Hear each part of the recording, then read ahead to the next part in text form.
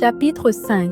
Les vases utiles aux hommes. En regardant avec les yeux spirituels la chrétienté actuelle, un bon nombre de personnes vivent dans la chair, l'ignorance et la négligence des affaires du Maître.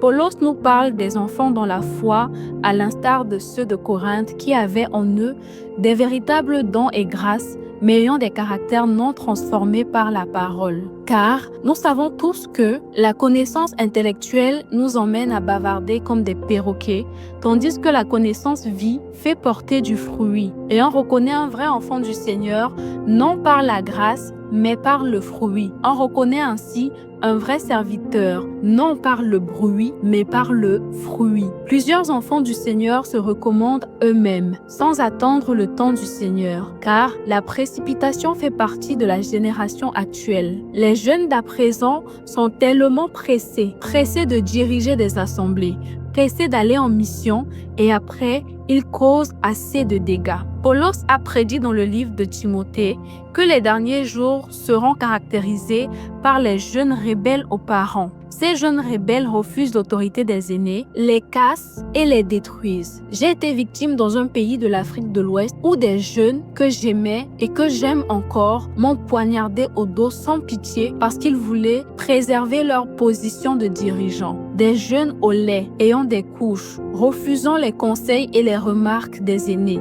Des jeunes tordus, méchants et sorciers pour la plupart, et pendant que j'y allais encore, le Seigneur m'a montré un songe où un serpent avait avalé plusieurs. J'ai donc compris que plusieurs étaient piqués, mais Yahweh a toujours un reste, des jeunes fidèles et des mamans fidèles qui vont faire avancer le royaume du Seigneur. Un vase utile aux hommes est un vase aveugle, comme les pharisiens qui recherchent la gloire des hommes plutôt que la gloire d'Élohim et qui avaient peur des dires des hommes, voulant à tout prix être appréciés des hommes et refusant la parole du Seigneur, donc refusant le Seigneur lui-même. Un vase utile aux hommes est un vase qui défend son église, qui est dans une secte, qui méprise les pères dans la foi et refuse d'aimer et de respecter les frères et sœurs qui craignent le Seigneur. Dans Yohanan 12, 42 à 43. Cependant, même parmi les chefs, beaucoup crurent en lui. Mais à cause des pharisiens, il ne le confessait pas de peur d'être exclu de la synagogue, car il aimait la gloire des hommes plus que la gloire d'Élohim.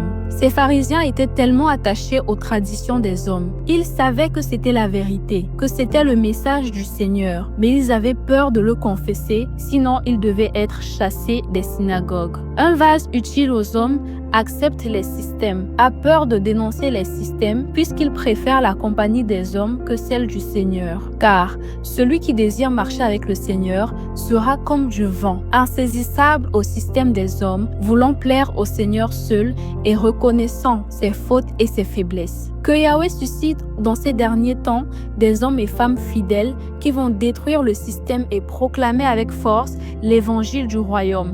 Des hommes comme Paulos qui n'ont plus peur mais parlent selon la vérité car le Seigneur revient. La sagesse humaine est terrestre et diabolique.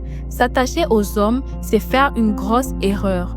Nous devons nous appuyer sur Yahweh, le rocher dur, le fondement véritable, l'ami fidèle, celui qui ne déçoit jamais. L'homme te décevra, mais Yahweh non. Et j'expérimente cela, j'en parlerai dans mon témoignage. Que l'amour de la vérité nous habite fortement. Nous chassons au nom de Yeshua la fausseté et le faux. Que Yahweh soit notre bannière et que la vérité pure parcourt la terre. Que ce modeste livre, écrit à la gloire du Seigneur, parcourt les nations et édifie les vrais fils et filles. Shalom à tous.